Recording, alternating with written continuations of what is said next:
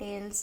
ಇವತ್ತು ಮಧ್ಯಾಹ್ನ ಊಟಕ್ಕೆ ಕಡಲೆಕಾಯಿ ಆಲೂಗಡ್ಡೆ ಪಲ್ಯ ಮಾಡ್ತಿದ್ದೇನೆ. ಸೊ ಅದಕ್ಕೆ ಗ್ರೈಂಡ್ ಮಾಡಲಿಕ್ಕೆ ಇಂಗ್ರೀಡಿಯೆಂಟ್ 2 ಟೇಬಲ್ ಸ್ಪೂನಷ್ಟು ಕೊತ್ತಂಬರಿ, ಆರೆಲ್ಸ್ ನೀವು ಕೊತ್ತಂಬರಿ ಪೌಡರ್ ತಗೊಳ್ಬೋದು, ಮೆಣಸಿನ ಪುಡಿ, ಏಲಕ್ಕಿ, ಲವಂಗ, ಚಕ್ಕೆ ಪುಡಿ, ಅರಶಿನ, ಸ್ವಲ್ಪ ತೆಂಗಿನಕಾಯಿ ತುರಿ, ಶುಂಠಿ ಬೆಳ್ಳುಳ್ಳಿ.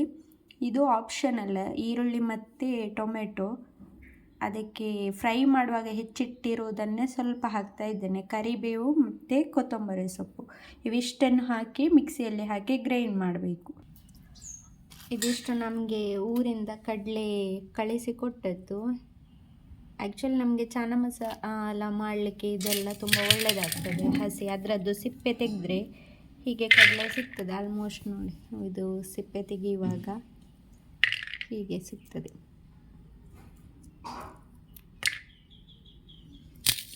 ಸೊ ನಮಗೆ ಇಲ್ಲೆಲ್ಲ ಇದು ಹೊಸತ್ತು, ಅಂದರೆ ನಮಗೆ ಕಡಲೆ ಯಾವ ರೀತಿ ಆಗ್ತದಂತ ಸಹ ಗೊತ್ತಿರೋದಿಲ್ಲ ನೋಡಿ.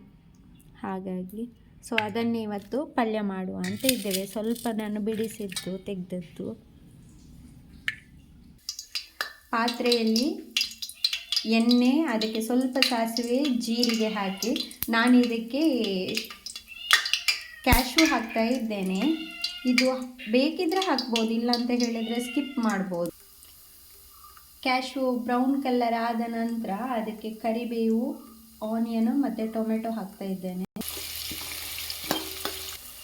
ಅರ್ಧ ಟೇಬಲ್ ಸ್ಪೂನಷ್ಟು ಅರಶಿನ ಮತ್ತು ರುಚಿಗೆ ತಕ್ಕಷ್ಟು ಉಪ್ಪು ಹಾಕಿ ಮತ್ತೆ ಮಿಕ್ಸ್ ಮಾಡಬೇಕು.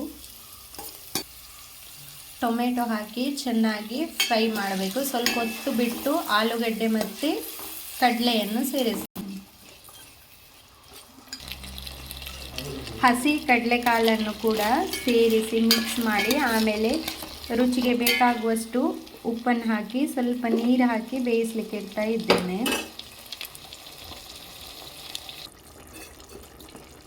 ಈಗ ಆಲ್ಮೋಸ್ಟ್ ಎಲ್ಲ ಬೆಂದಿದೆ. ಸೊ ಇದಕ್ಕೆ ನಾವು ಗ್ರೈಂಡ್ ಮಾಡಿರುವಂತಹ ಮಿಕ್ಸನ್ನು ಹಾಕಬೇಕು. ಗ್ರೈಂಡ್ ಮಾಡಿದ ಮಿಕ್ಸನ್ನು ಹಾಕಿ ಚೆನ್ನಾಗಿ ಕಲಸಬೇಕು. ಇದಕ್ಕೆ 2 ರಿಂದ 3 ಟೇಬಲ್ ಸ್ಪೂನಷ್ಟು ಗುರೆಲ್ ಪೌಡ್ರನ್ನು ಹಾಕ್ತಾ ಇದ್ದೇನೆ.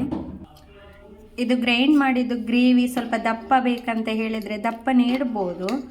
ಸ್ವಲ್ಪ ಲೈಟಾಗಿ ನೀರು ಮಾಡಬೇಕಂತ ಇದ್ದರೆ ನೀರು ಹಾಕಿ ಸ್ವಲ್ಪ ತೆಳು ಕೂಡ ಮಾಡ್ಕೋಬೋದು. ನಿಮಗೆ ಹೇಗೆ ಬೇಕು ಹಾಗೆ ಕನ್ಸಿಸ್ಟೆನ್ಸಿ ಮಾಡ್ಕೊಳ್ಬೋದು. ಫೈನಲ್ ಆಗಿ ಇದಕ್ಕೆ ಕೊತ್ತಂಬರಿ ಸೊಪ್ಪು ಹಾಕಿದರೆ ಸೊ ಕಡಲೆಕಾಯಿ ಮತ್ತು ಆಲೂಗಡ್ಡೆ ಪಲ್ಯ ಇಲ್ಲಿ ಗ್ರೇವಿ ರೆಡಿ ಆಗ್ತದೆ. ಫ್ರೆಂಡ್ಸ್, ಇವತ್ತಿನ ರೆಸಿಪಿ ನಿಮಗೆ ಇಷ್ಟ ಆಗಿದರೆ ನಮ್ಮ ಚಾನಲನ್ನು ಸಬ್ಸ್ಕ್ರೈಬ್ ಮಾಡಿ, ಲೈಕ್ ಮಾಡಿ, ಶೇರ್ ಮಾಡಿ, ಕಮೆಂಟ್ ಮಾಡಿ. Thanks for watching.